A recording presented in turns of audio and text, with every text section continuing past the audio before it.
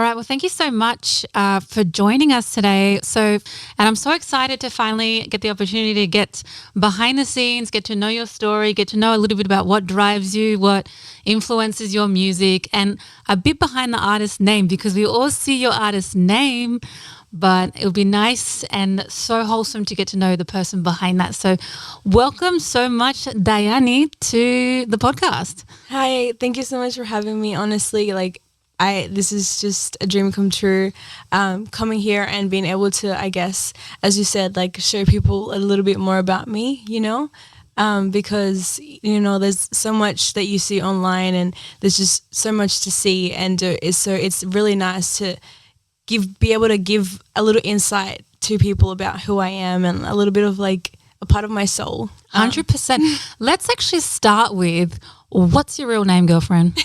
Melanie. Melanie. Okay, beautiful, beautiful. And I guess tell us a little bit, because we do know Dayaní and now we know Melanie is the person behind Dayaní. Mm-hmm. But before I guess we get into where you grew up and your story and all that sort of stuff that shapes you as a person, I want to know what's with the name Dayaní? Where did that come from?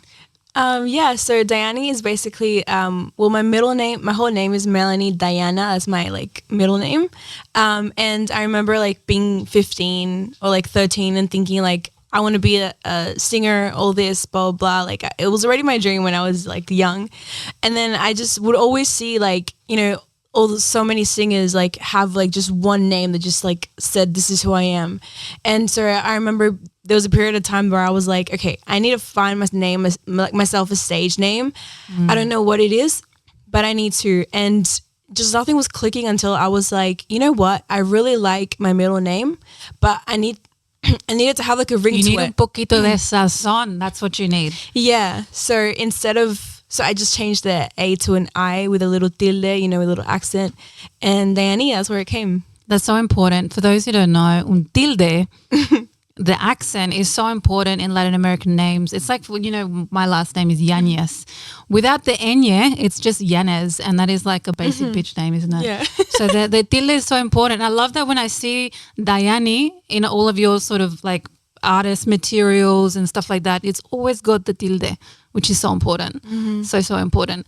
So Dayaní stems from Diana, your middle name. Mm-hmm. And then let's tell me, who is baby Melanie? Where did you grow up? What's your story?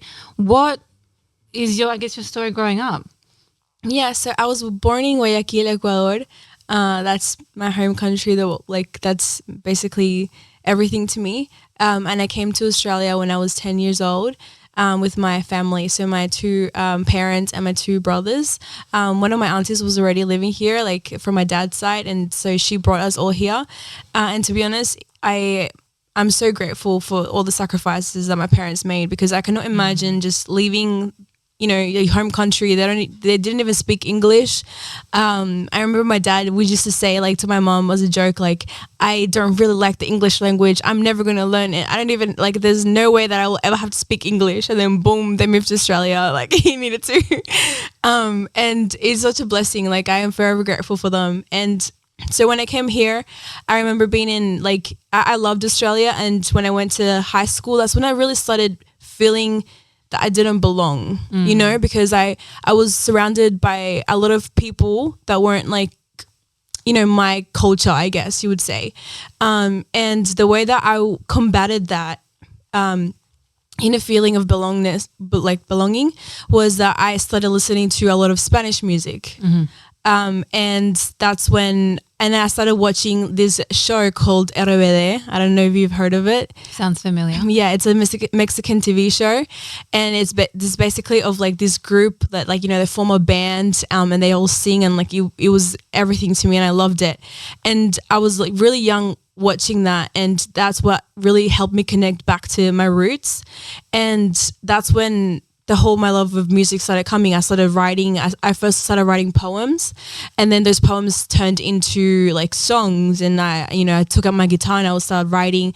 And so that's where it came, my love of music, from the feeling of I didn't belong to, okay, this is where I belong. Yeah, it was your way of connecting back to la cultura. Yeah. Question. So in Ecuador, I guess when when you were going to the schooling system, through the schooling system there, did you ever think about like identity back then, or was it just normal to be in Ecuador speaking Spanish and then contrasting it to being, I guess, in school in Australia? Did you kind of feel that sense of othered, like I'm definitely an other here? Did ever, like I guess in primary school or high school, did you ever have any complications with the language barrier? Yeah, well, in definitely thinking back to Ecuador, like it felt like natural. Everything first felt so natural. I didn't feel like I didn't belong or anything like that. It was, and to be honest, I was a very outspoken child, you know. So okay, I like that side. And then I came to Australia, and then I still had that sort of personality, like outspoken personality, but then it got diminished a lot because I didn't really speak English. Right. So that's when I think that my personality changed a lot, you know. But how did it change? Because I didn't really know how to connect with like the people here, like the you know, the just like the school kids and everything. Like, don't get me wrong, it was still great though, because I made so many friends because of just the two foreign kids. Like my brother and I were literally the only foreign kids in the whole school. So to us, it was, you know, and I didn't know what racism was back then. And I'm pretty sure the kids weren't being like racist, but you know, my brother and I were known as the Mexican kids. Standard. But like it made us really popular. So everyone just would come up to us, you know, ask us where we were from and everything. And I was just like, why are they calling us Mexican? We're like Ecuadorian. But I thought it was funny. Like I you know, it made us very popular. But that's where like my personality changed a lot, because I wasn't able to be as extroverted as I was. And then, so what was the other question? If there was ever a point maybe throughout that where you felt there was a language barrier and like maybe it disrupted your life, or it changed the way that you were as a child, or it made you feel a type of way, but specifically around the language barrier. In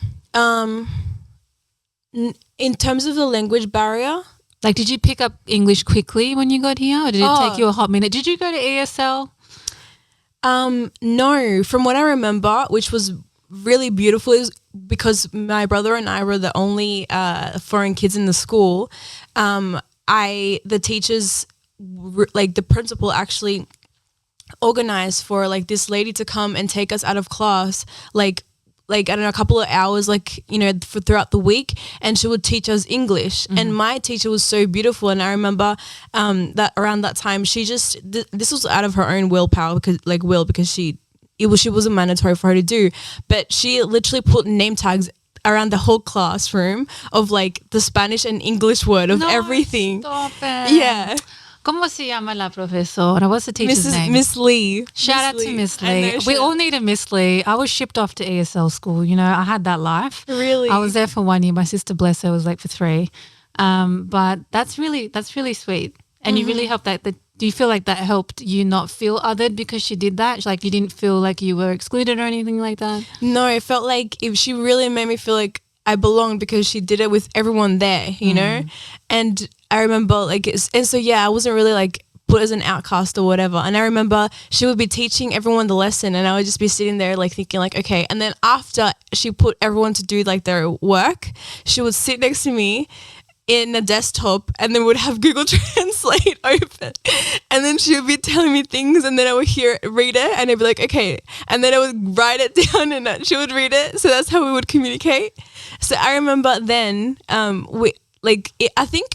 pretty sure my parents always say this, my family always says this, that it took my brother and I 6 months to around 6 months to like learn English. But it was the teachers, but also my parents, shout out to them, like my whole family, because we were living with my auntie at that time. Like my brother and I were not allowed to speak Spanish at home.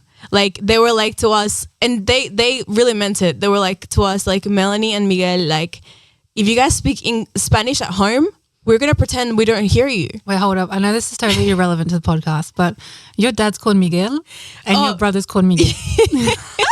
That's so cute. Is it like a whole, I want my son to be like the junior me vibes?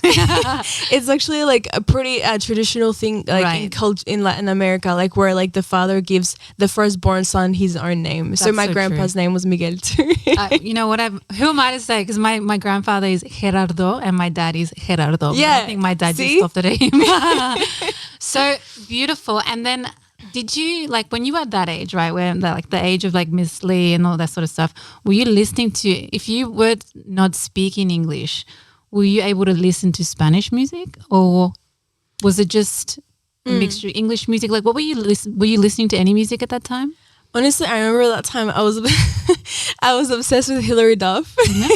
So because I used to love Liz McGuire when I was little, and so I just remember like listening to, I'm pretty sure around that time, it was like around year 4, year 5, I was listening to the So Fresh CDs. I remember those. Damn. Wow. Yeah, I was that listening. Took me back. Yeah. Wow. Yeah, that was because I was trying to like get acclimated, I guess, to like the culture here and everything, and because Spanish music to me was already like a part of me, so I didn't need to, and I will always hear it at home because my family will put it, but in terms of me, that was like my way of saying like, okay, like I want to try and like see what Australia is about, see what people like, you know, that I'm around with are about. But then it changed in high school. That's when I started really feeling the loneliness, because that was when I was growing up. I started to see, wow, I am different. Like, how do I connect back? You know? And was high school when you started the poems? Yeah. And the poems were in English or in Spanish? In English. In English. Yeah. And then did you sing the poems? Like, is that how they started transitioning into songs potentially, or were they just kept poems for a little while? Yeah. So when I started writing I started writing poems just to like express like everything that I was going through and like my emotions, and then those say poems, but then that's how I started then writing songs, because I understood because to me writing music is like, well, a lot of people, like for me, when I write a song, I'm writing about my own experiences, you know, and I write about the things that I live through and what I think I want to like share with others. For me, music, I want to help others through music, like how music helped me connect back to my roots and who I was. I want to give others that same feeling. Like, I want to heal people with my music. I want to make people feel something. That is my aim for music, not to just do it and whatever. Like, I want to help people, I want to heal people, I want to do so much for this world through my music, because I know that I can do that, you know? And so with that's how it started. It started as poems, and then it started after that. It was like a, you know, step and step, like, okay, cool. I know the structure of how it is to write something down. So I have a guitar. Let me just see how I can write my own songs. Wait, you play guitar as well? Yeah. Oh my God. We should have gotten you to bring your guitar. No. What is this? What is this? How come I've never seen you on your socials with your guitar? Yeah, I actually, that's how I started writing music. I played the guitar and I was doing all of that because obviously, like, I didn't have a producer. It was someone who would just send me beats, and I didn't know about the YouTube beats and all that. So I was just that. Like... The guitar's it's like a wholesome, it's so beautiful. It's so Latino también to have a guitar. Mm-hmm. Do you have any of like those hidden tracks on your phone of you playing with your guitar when you were younger? No, actually, that was like I think that was a very like sacred, like small time where I remember like back then I was trying to find myself, and I was going through a lot of emotions, like, you know, I think I look back at that time and I'm very grateful because it made me who I am today. But like back then, I just remember I just felt like so like lonely and alone, and like the sense of I didn't belong was very, very big, you know, because I wasn't surrounded by, I don't know how it started, but I just remember really missing home and being like, how do I connect back? And it was like the start of everything for me, to be honest, you know? Yeah, that's really powerful. I felt that. Mm-hmm. Did you ever around that time frame go back to Ecuador with your family? Yeah, gone back to Ecuador once in 2018, 2019 for 2 months. It was honestly the best time of my life. And it's so funny because 2 months you think, oh, that's a lot of time. I just spent that time being with family and my friends, which was great. But that didn't feel like enough, and I didn't get to go sightseeing at all. So I definitely want to go back. In fact, I'm going back this year, which is really exciting. Nice. Yeah. And I guess going back to that, when you were like guitar and, you know, you were kind of like starting to play music, and it was that moment where you started maybe to pivot, maybe say in terms of identity and stuff like that. Did you grow up in an area where there maybe wasn't that much Latino community, or like what was your proximity to the Latin community, and B, your culture, your Ecuadorian culture and the Latino culture? What was like your relationship with that? It was just at home. Right. Yeah, like I was surrounded by Australians, which was like nice, but like I just really felt, you know, I think around that age is where you start looking at yourself and being like, okay, who am I really, and who are the people around me? And I just remember I would compare myself, like just everywhere, just even my hair, like how I looked, how my body was, you know, like the jokes that my family and I talk, like the music we listen to, like nothing's the same. We don't mesh, you know? And I felt really, really like as an outcast. And then it changed when I went into uni, like when I started coming to Sydney, because I used to live in the Central Coast. This is Central Coast coded. That explains a lot about your Aussie friends, man. So you lived in the Central Coast. Yeah. Right. Yeah, okay. Yeah. Love the Central Coast. Yeah. Yes, no, half my home. family's there now. That's beautiful. But I would imagine back in the day, like there would have been like point nothing Latino community. Yeah. No, nothing. Like, it was just at home. It was you like would have been a token Mexican for real. Yeah. You and your brother. I know. Wow. Yeah. And was there a point then? So you're playing the guitars and you're starting to, I guess, create your creative sound. At that point, did you know that you wanted to start heading into like the artist direction, or is that the time when you were still not sure, but you knew that you loved it as a passion? Oh, when I was little, like I remember even like I just have this faint memory when I just come to Australia, and my mom, we were watching like a Pink like concert with the whole family, and then my mom just like So I think this would have been something that I told my mom when I was younger. I don't really remember. But my mom just said like, oh, I know that's what Melanie likes. Because Pink was wearing like this mini skirt, like, you know, black, like, you know, and I was like 9.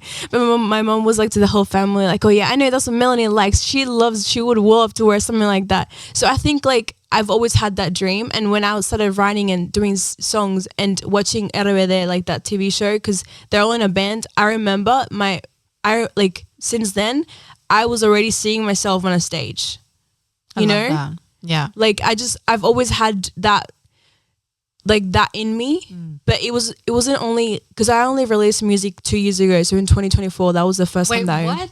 You've only had music out for 2 years? Why do I feel like it's longer? Have you been building your artist profile for a while?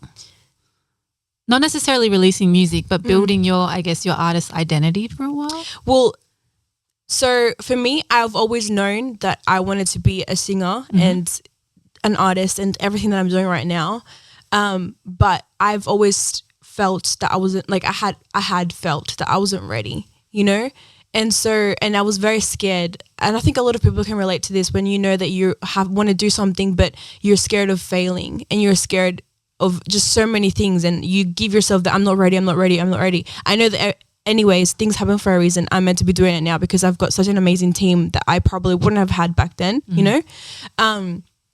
But I started building myself though. And I did tell myself this, like I started like doing my socials. And then before I was I would call it like a influencer model, like an Instagram influencer like girl.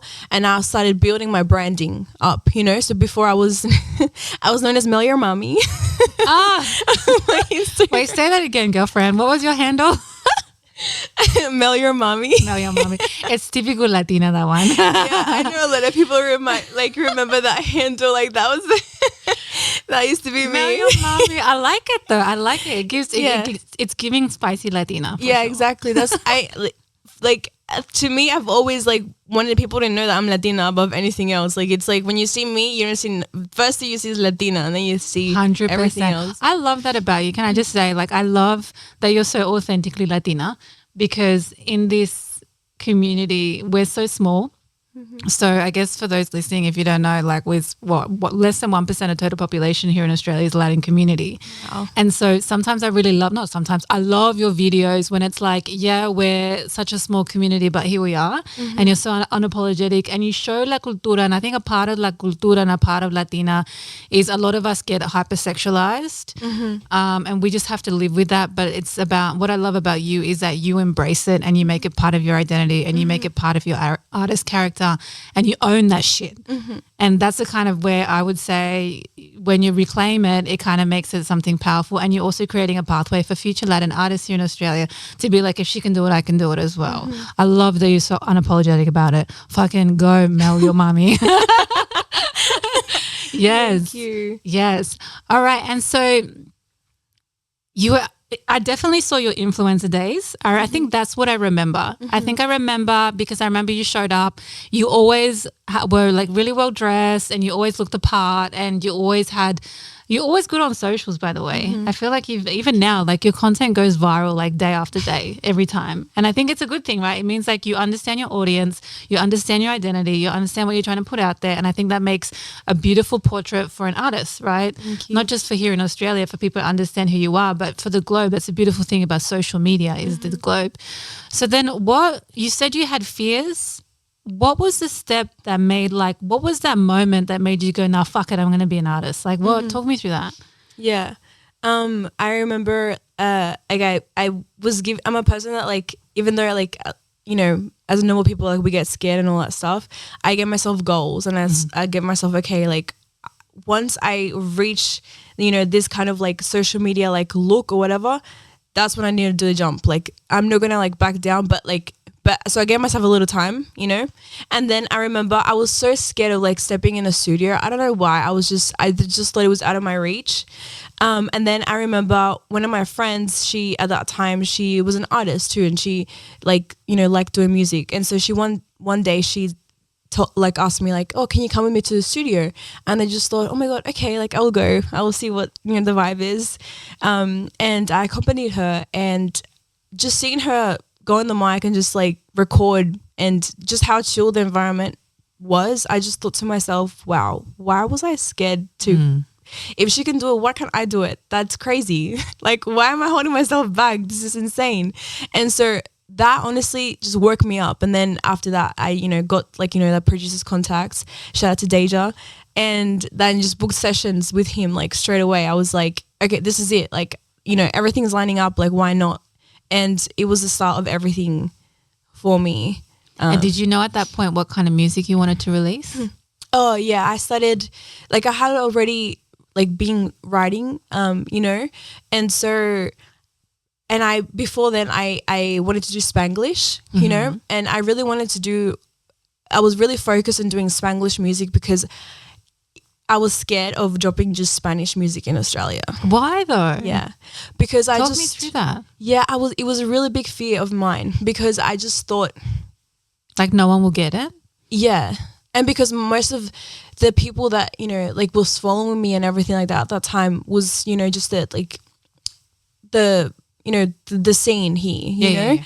and so I just thought like no one's gonna understand. It's just not going to make sense. But so into my head, I thought Spanglish because it's me and I'm giving a little bit to them, but in a way that they can understand, you know? Right. That's what my first single was called, Signs, and it's a Spanglish single. And I remember like the people around me at that time, especially one person, he was like, you need to do you need to do Spanish music because you're going to thrive this. And I was just like, no. And I'm like, no, like this, you just don't get it, like blah, blah, blah. But then now, I just love Spanish. Like that was always like my dream to just drop Spanish music. But obviously being so far away from Latin America, you know, we do have those doubts because we think we're disconnected from everything. And, you know, it does feel like we're living in two worlds. Like how do I tailor to this world, but then also this world? And, you know, is this world going to understand me? Because I'm here, like, you know what I mean? So yeah, that was the whole process. It was a lot. Yeah. And how did you feel when you released your first song? Like that is a moment. Like what was it? Where were you at? What was the reaction like? Like, how did you feel? What was the vibes? Like, honestly, it was really beautiful because, as I said, I was already building a community through like socials. And so as soon as I released it, I had 2 gigs straight away. Like, I performed at Glass Island 808. And that was like, yeah, like, you know, I was so grateful. And then I performed at Caramel Sundays in Noir. Like the week after. So, you know, and it was really beautiful to see, you know, because I think like people had just seen, and because, you know, just a Latina like influencer in general, it's like, oh, like that's different. And then, you know, so when I came out, people were like, wow, yes, like let's get here straight away. So it was really cool to see that. And, you know, the music video was so fun. Like when I recorded the Signs music video, it was literally my best friends. Like my best friend recorded it with her camera, and my best friend edited it in like CapCut. Like it was like, yeah, it was nothing professional at all. It was a scrappy start. Yeah, but it did the job. Yeah, Got the job done. And I know when I'm gonna in the future, I'm gonna look back and be like, yes, like I started from nothing, and I'm so proud of that. 100%. I think that, but that's a classic, right? That's a classic success story in the sense of like so many people are like, fuck, I got this idea and I feel shit and I feel like I have so much fear and I'm not good enough. And it's like, you never have to be 100% perfect. You just have to get the job done. Like do the bare minimum, get yourself out there, you know, test the market, see what the reaction is, see where you end up. You know, you ended up getting 2 shows. That's amazing, by the way. Thank you. And I think that's credit to you for taking the initiative, because a lot of people sit back and they build other people's dreams. So fucking good for you. Thank you. I love that. And then did you produce more music after? Like, was that a single or was that an album? No, that was a single. Right. And then after that, like, yeah, I started recording more songs. And then that was just around the time that, you know, because I think because of my reach, even though I had just dropped my first song like a couple of months after, that's when producers in Melbourne started reaching out to me to work with me, you know, even though I had just released something. And so I was like, oh my gosh, yes. So then that's when I started going to Melbourne and working with Anunnaki and John Love and Ray Records. And, you know, other people, which was so fun because then I started branching out and I started seeing, okay, cool. This is the Latin industry, the Latin community in the industry in Australia, right? You know, and so it was really cool to start, you know, seeing people and working, and that's when I started really understand. I kind of like started surrounding myself with people in the world that I am in, you know, even though it's not just the Australian industry, because before I was in the Australian industry, you know, with like the influencing and stuff like that. And then when I started going to Melbourne and working with the Latin people in the industry in Australia, that's when I started being like, okay, cool. I see the 2 worlds now. You know, it's not just one big world that I don't know where to go. It's okay. It's 2 worlds. It's divided into cool. And then I started making connections with them. And then now I'm making connections with the Australian world now again, you know, with people that I'm working with, like Mixtree. So yeah, it's really fun, but that's how it started. What was are you able to talk through some of the differences you found within working with the Latin scene versus the Aussie scene? Like, is there anything that stands out, or like, you know, big differences between the two? Maybe the way they work or party style, I don't know. Yeah, honestly, something really cool about the Latin community scene is that, you know, we all kind of know each other. Yeah, it's very small. Yeah. And it's so cool because whenever I am around those people, like it just feels like home. And like we just bounce off each other and just connect, and like it's just really nice. It's just really nice. And just the way that, you know, they all kind of, you know, at the end of the day have each other's backs, because we understand that it's a very small community, and so we just need to support each other. I love that. Yeah. Well, really well said. So I saw you performing with some pretty big artists in the Latin world that have come to visit Australia. Yeah. Who's like, drop some names. Who have you like opened for? Like I know who they are, but tell the world. Yeah. So honestly, it's been dream come true. Like I feel like I'm just on a cloud 9 and I haven't gotten off. So last year I performed at the first ever reggaeton festival here in Australia, which is like I can go down in history and be like, I performed at that first reggaeton festival here, and that was with Nicky Jam. Like I cannot believe. And he came. I like toured with him. I went to Melbourne and Sydney, and I closed the Sydney show. That was insane. That was probably one of the best, if not the best night of my life, because has been the biggest crowd that I performed by far, 6,000 people. And that was a crazy day already because the flights in Melbourne got cancelled. So I heard about that. It was insane, And so to myself, I thought, I cannot, and to me that was the biggest testament of how much I wanted that. How bad do I want music, Like I think God gives us so many tests in life that say, how bad do you want this? And you either pass or you don't, and you just show yourself, And I remember I was in the airport with 11 people, mind you, they were men. None of them were like, what do we do? And I was like, no, we need to do something. And I started running around thinking like, no, I need to get there. I need to get to Sydney. I don't know how I'm going to get there. I'm going to do it.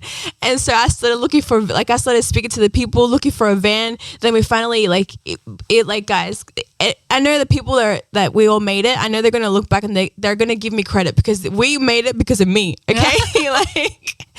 Anyways, we found the van, and my dad, shout out to my dad, he drove most of the 9 hours, back to Sydney. Then we, Josephine, made a call, and, we got a water taxi ready for us. So we got there, then we got a water taxi. And I remember, I had my best friend, she was ready to do my makeup because she's a makeup artist.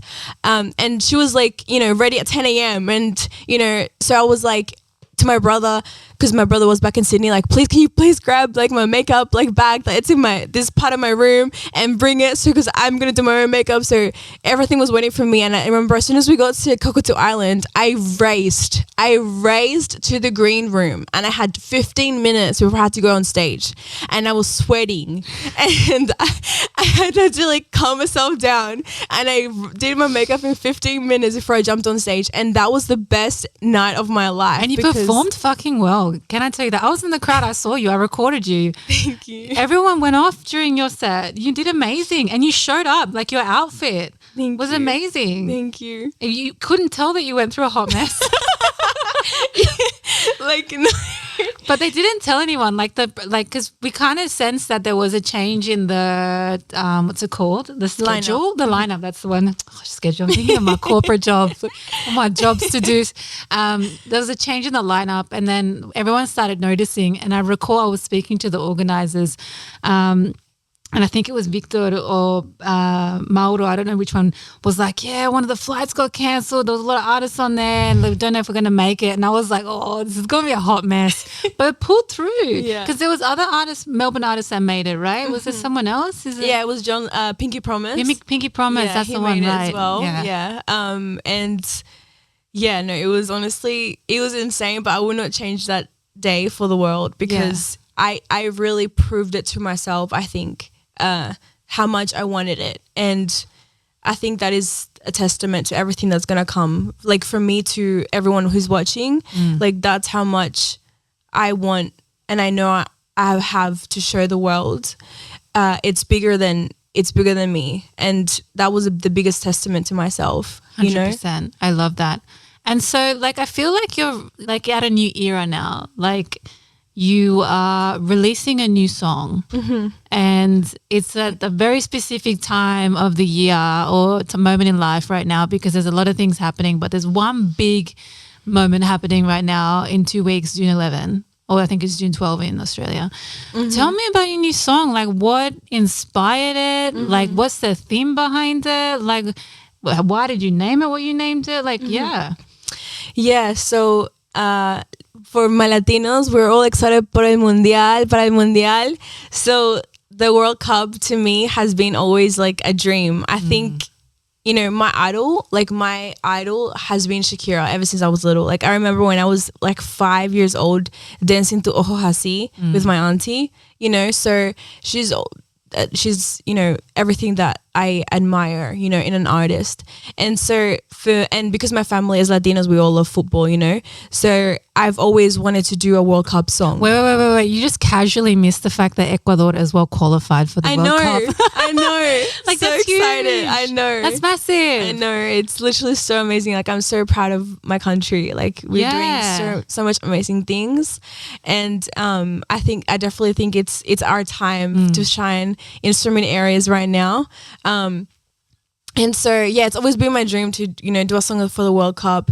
And I've been working with this amazing writer. His name is Titico, and he is in Guayaquil, and he lives there. Wait, your writer's from Ecuador? Yeah. That's so beautiful. Yeah, I know. He found me on TikTok, and he was like, I would love to, like, help you write. And I know that you're in Australia, but, you know, I can really show you what, you know, the culture is like over here, you know, so you can have a little bit of like home in your music, you know, because, you know, I don't live there. And so him and I have been working side by side in some projects, and we started speaking about, you know, the World Cup. And there was this beat that I had that it was like a baile funk beat, and I wrote to it, and then he listened to it and he was like, wow, this is really nice, but like, what if you just add some ad-libs of this in it? And then so he added it, and he just had this idea, and he was like, this feels like my soul. This feels like our soul in the song. That's beautiful. Like, how about like we write a song for the World Cup and we call it Alma, which is soul. And he was like, because this like particular sound that when you guys hear the song, there's like the chorus, there's like it goes like ooh ooh ooh, and so when you hear it, that it's like your soul is like pulling you, and we wanted to add parts of it, of like our soul into the song. And I think when you hear the song, it's about hope, you know, it's about dreams. To me, it's great for the World Cup, but to me it's more than that, because it's speaking metaphorically about like, don't look outside for what's within you. You know, there's a part of the song that we goes like, no busques afuera lo que tienes dentro de ti, you know. So, and there's another quote, si hoy puedo estar aquí, mañana puedo estar allá. You know, if I can be here today, tomorrow I can be over there. If he can do it, then I can do it, you know. And so to me, it's like I'm speaking to myself. It's like I'm speaking to myself when I was younger, you know, like all these kids, like I know him, Titico, he lives in a very like, you know, no, very like a kind of like a barrio, like a poor part in Guayaquil. And so he looks at me and he's like, you're gonna help us, like Dayaní. I just shivers all up. Yeah. He was like, you're gonna change our lives. And I want to change his life, you know? And he's like the biggest testament to, you know, like this song, he really put like a lot of his soul into it. And he was like, I know everything that I've lived through in my life, and I have dreams. And there's so many other kids, because we talk about kids, you know, there's so many other kids that have dreams. And so we need to speak to them. We need to speak to them no matter where they live, where they are from, how their economic circumstances are, what their physical, like, you know, how they look, blah, blah, blah. Like, they can accomplish their dreams. And he was like, and I am like, you know, with this song, we want to speak to them. That's why like in the music video, the main protagonist of the song is a little kid, you know? I want to speak to the kids. I want to tell them that you can fulfill your dreams no matter where you are, no matter like what you're doing, no matter like where you live, like what your social status is, like you can do whatever you want, you know? And for me, it's like I'm speaking to Titico too, you know? Yeah. Like I want to help him. I want to help everyone, you know? Like, not everyone is as privileged as me. Like, you know, having been able to leave Ecuador, you know, and come here, everything that my parents sacrificed. There's so many kids everywhere in the world that don't have the opportunity, that are as talented or more talented than me, you know? So we want to give them hope. Yeah, that's beautiful. Thank you.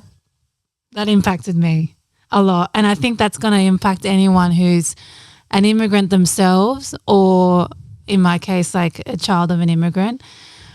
It's such a powerful perspective from, is it Titico? From Titico. I never really think about, I think about it, but you never really think about it to that detail of maybe the people who didn't have the opportunity to migrate, but they see themselves reflected on the other side of the world, and it gives them hope. And if not, at a bare minimum, it gives them, the younger generation, hope. So it really, adds so much, I guess, meaning and value to what you're doing, well beyond just, artistry and, really good, like really good sound, really good music, and really good vibrancy that you bring with your artistry, but also just the meaning and the impact that goes well beyond that. So that's amazing. That's amazing. Shout out to Titico for reaching out to you on TikTok. I know. So funny. My mom always like, no, Michelle, no tiene que usar TikTok. She's like, you can't use TikTok. It's boring. It's not good for you. Because I use all the apps. Mm-hmm. Now I'm going to tell her that story. Mom, yeah. people out there who, No, they use it as a means to kind of get in contact with people and make a difference. Literally. And to be honest, for me, I was so scared of using TikTok because I thought TikTok wasn't, I didn't know how to use it. And then last year I just started thinking to myself, okay, I need to reach Ecuador. I'm going to put myself a goal. I'm going to reach Ecuador through TikTok. And I started spamming the hell out of it, with all these things in Spanish. And I actually reached within a few months, now I had 3K last year, around the start of last year, and now I have 41 2K, and all of it is Ecuador.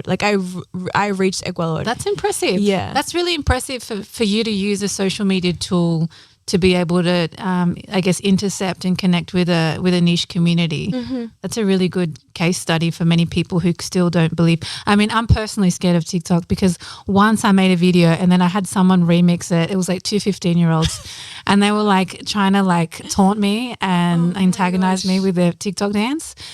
It was a response to my video and I was like, never a fucking again. And I'm not going to use your shit. But in saying that, there's, you got to move past it and you got to see that there's ways of using the platform to have a good impact. Mm-hmm. Is Alma, is the song in Spanish, English, Spanglish? It's in Spanish. Spanish. Oh, yeah. So is this your first Spanish song or is this? No, I've released all the Spanish songs, but this one there's some talks in the works about possibly releasing an English version of it, but because I think that a lot of people would resonate bigger, because as I said, the message to me is very powerful. When I heard the song, to me, it makes me feel so many emotions because you really feel the soul of people and you really feel the hope, and I really want to give that message to anyone who hears the song to feel it, Are you able to give us a line or two of the song? Are you able to sing a small part of it? Sure. Yeah, I could. Maybe one sentence. It could be the chorus or it could be one part. So we can just get a little taste of what the song sounds like. Okay, sure.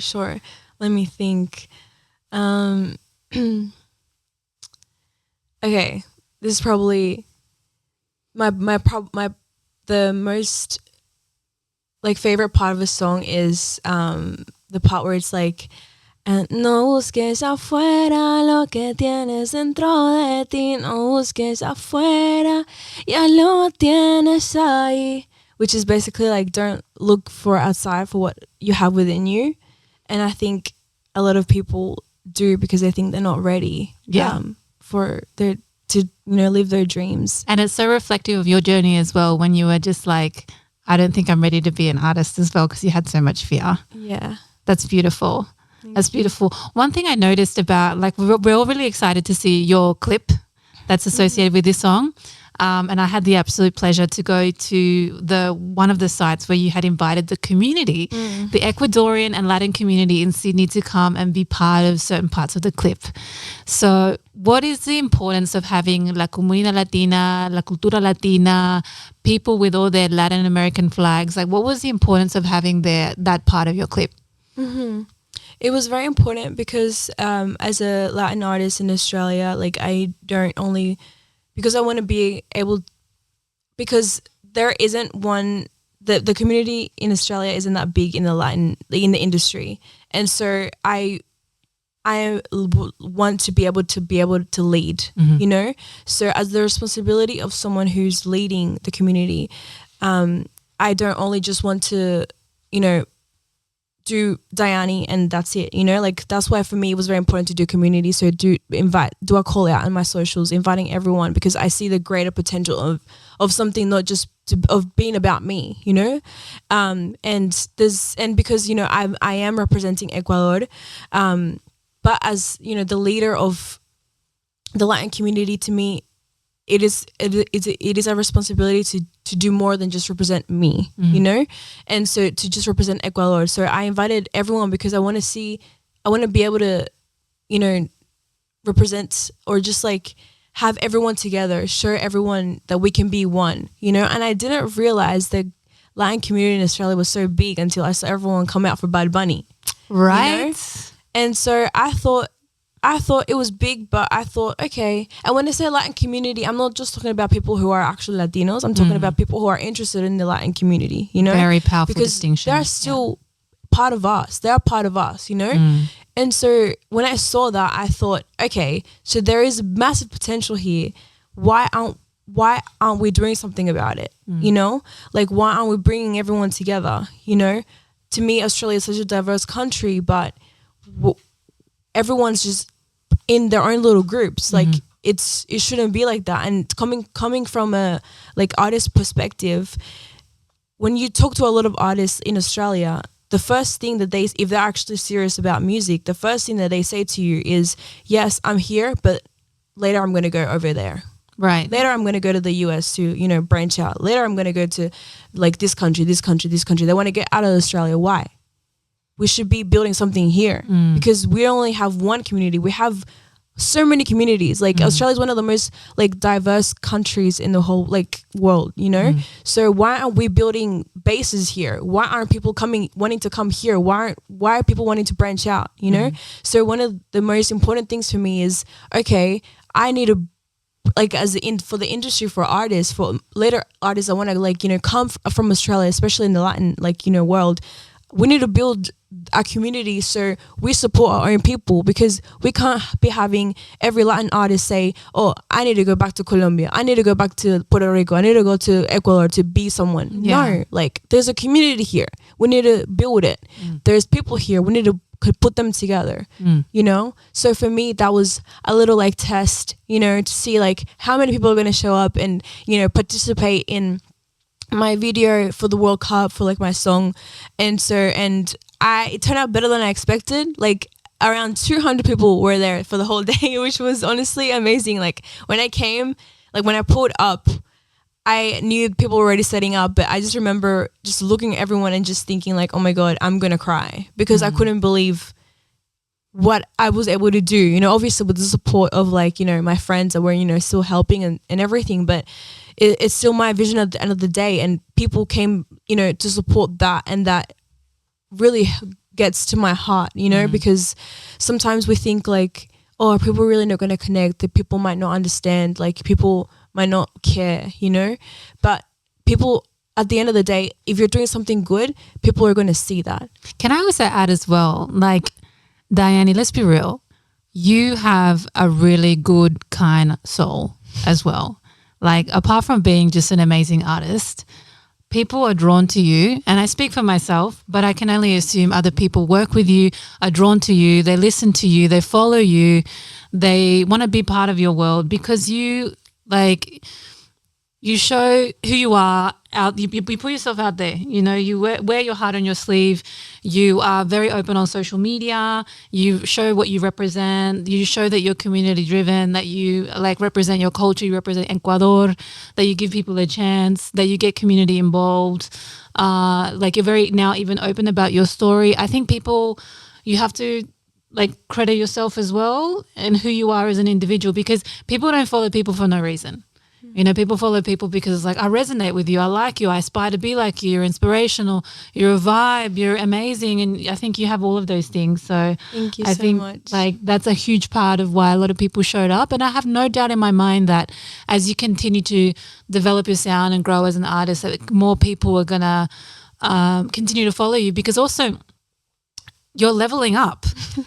You know, you're leveling up as well. Yeah. Like, I saw that huge ass team that you had on the Sunday filming your thing. Yeah. I was like, whoa, this is a whole camera crew. Like, this is a whole team. So, and it's good, you know, it's good. It's not to say that obviously you had your moments where you had your best friend recording your clip and on cap. Like, it's not like you haven't done that. You've done that. You've done your time, and now you're evolving and you're growing and you're developing and adding a layer of like professionalism, and it shows. So I just wanted to put that out there as well. No, thank you so much. That means a lot. I think, you know, because there's so much in my head as I'm doing, because you know, like I am basically my own driving force, you know, I have nothing backing me. Like as an independent artist, sometimes we forget about the wins and we just think until the next, because we need to make it and like get it out, get out of, you know, here and keep moving up, because, you know, as me, like I'm thinking ahead, you know. And so thank you so much. It means a lot. And yeah, I know I've come so far in just 2 years. I always forget that, because to me it feels like longer. But yeah, I'm very grateful for the people who have believed in me and who have supported me, and who are working, you know, who have everything that everyone has done in my whole journey in these last 2 years. Like everything that, you know, people have been able to, you know, support and give me, like it means a lot, because you guys are just helping. I could just imagine like little Melanie here, just like you guys are making her like very happy. Yeah. I hope so, because it's well deserved. So tell me, when is this song? Wait, it depends when this is going to be released. So we can expect the song to be out around the same time as World Cup. Like when is the song going to be out, and the clip? The music video and the song are going to be out June 5th. Yeah. So and how can people listen and or access it? Do you have Spotify and stuff like that? Yeah, so my Spotify will be Dayaní, and the song is called Alma, and in YouTube Dayaní as well. In TikTok and Instagram it's Dayaní Baby, and then you will just see all my social and all my songs in there with the link, so you guys will be able to access it. And yeah, I'm really excited because it's a massive like production, and it was my idea that just came into effect. And yeah, I just hope that you guys see that video and you guys see the story and get a sense of hope. And yeah. Can I just add a fun fact in there? So I didn't even realize until the day that I went to your video shoot that it wasn't just like the Latin community randomly coming together, although that would have been beautiful as well. Every Saturday, I found out the Ecuadorian community meet up together, and they have Ecuadorian food at this park in Tempe, and they have play volleyball, and it's a whole thing, and they all get together, and it's a whole vibe. And then you just kind of tapped into that. So it's actually a genuine, authentic community that genuinely gathers every Saturday. And it was a beautiful day because it was supposed to storm that day, and it ended up not storming, and everything, like the stars aligned basically. And I think that adds to your character and how genuine and authentic that you are, because it's not just like you made this maybe like synthetic community come together. You actually tapped into a genuine community and incorporated that into the video, which is amazing. So credit to you for that. Thank you so much. And it really showed, because like all of them came and wearing the La Camisa de la Selección. So like they came prepared to be in the music video. Like they all came wearing their like Ecuadorian selection shirts, or just like not even the Ecuadorian, like wherever country they were from, they came wearing their jersey, like, you know. So they came for the food and the vibes, but they came for the music video. Oh, that's like, true. They wanted to be. There's some people there like front and center, you know, like want to be on camera vibes. But good, because I think it's like what I saw. There was Uruguayans, there was the Peruvians, there was Chileans, Argentinians, there was Ecuadorians, and what I love to see is that like it was all coming together. And to your point earlier, very reminiscent of Bad Bunny. Remember the in Benito concert, like the one thing that not just Latinos but non-Latinos noticed was like the amount of Latin American flags that were there. People were wearing them around their shoulders, they were like draping them, they had them front and center, and that's exactly what happened in your video clip. People like were like wearing it around their shoulders. I saw one guy had the Chilean flag tied around his neck and stuff like that.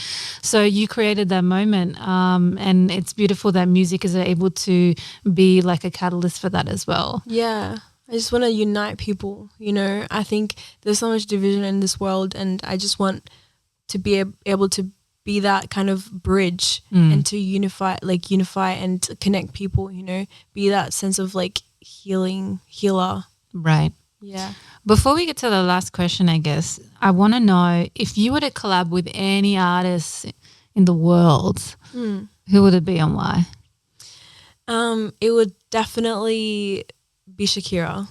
Yeah. Shakira, because she was my inspiration since I was little.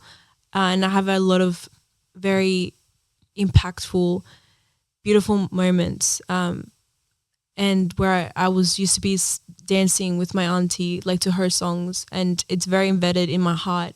And just the way that she is as an artist, I think it's very inspiring because she, as a woman and especially as a Latina, like she incorporates our culture in her art, but not in a way that ever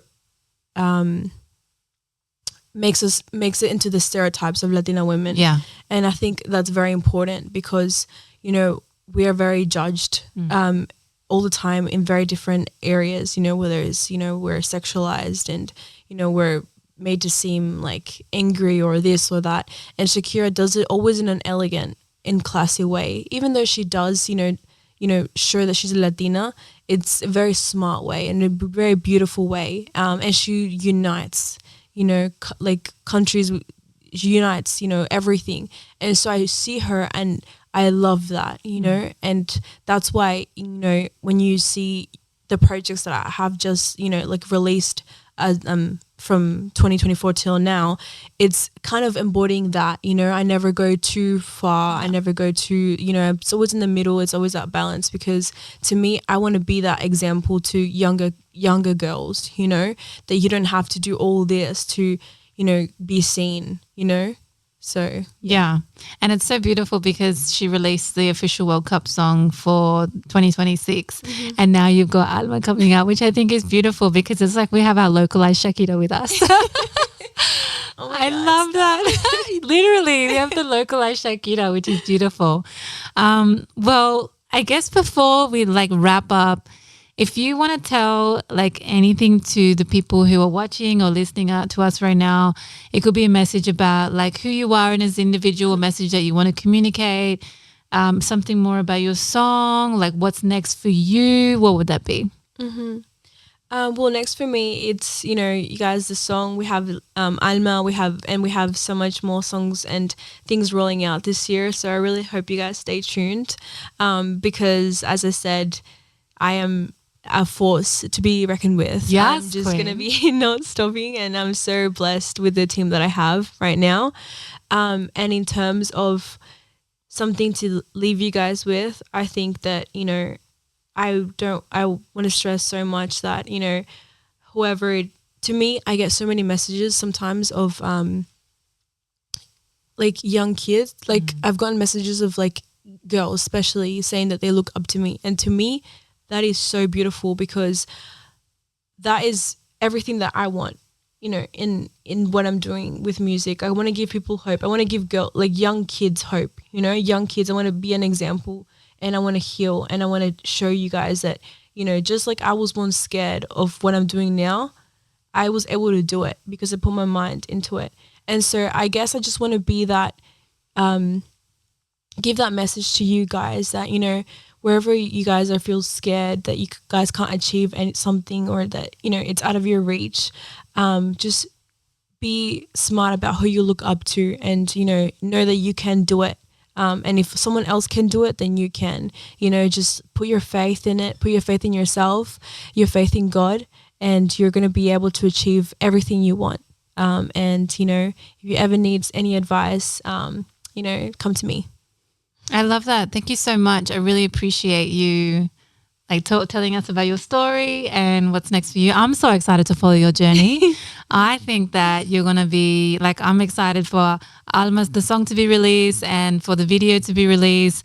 I guess before we started recording, I got a little bit of an insight into what the clip's going to look like and I'm so excited for that. So I guess for those also watching and listening, check the show notes if you want to access more information about Dayaní and follow more about your journey. I guess also on the Amiga Mía channels, we're also going to be having more information about like a feature article, more diving into your story, and I guess a couple of things that are going on with you. And I think, yeah, as I said at the very beginning of the episode, you know, you are the representation of what a Latina Australian artist looks like, and I couldn't be more proud to support you with everything that you're doing. So thank you so much. Thank you so much, and also for taking the time to, you know, interview me, Amiga. I know, Amiga Mía, I know you are one of the most like important people representing and speaking out for our Latin community in Australia. So this is really an honor. Thank you. Appreciate you. You can follow me on soy_amigamia.com.au. Follow me, it's Dayaní Baby on all socials.